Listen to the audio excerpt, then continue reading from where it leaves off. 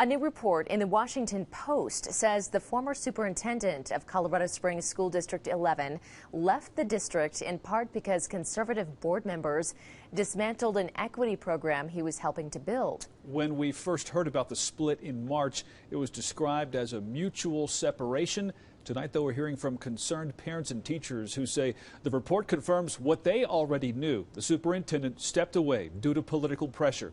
KRDO News Channel 13's Spencer Soisher joins us live from the District 11 Administration Building to break down that report and what the district is saying in response. Spencer. Bart and Heather, Michael Thomas told the Washington Post that when he was interviewing here back in 2018, he told district leaders that he wanted to focus on diversity. He concluded that they felt the same way, but after this past November school board elections, it became apparent to him that that was not the case anymore.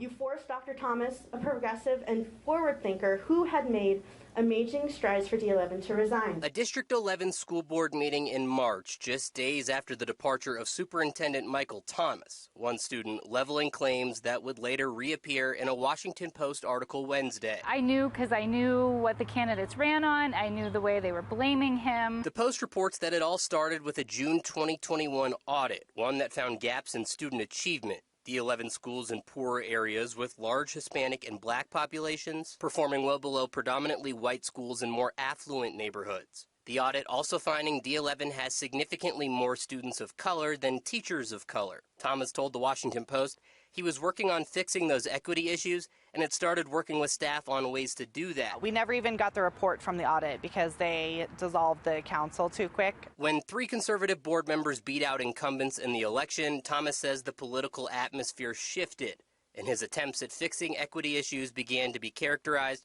more so as efforts to push critical race theory. I knew that this was not an ideal situation. This was not a happy change. By March, Thomas was gone, the board releasing a statement to us Thursday in response to the newspaper report, saying in part, the top priority for the D11 Board of Education is student academic success for all children, adding that the district will, quote, overcome achievement gaps that were widened by pandemic learning.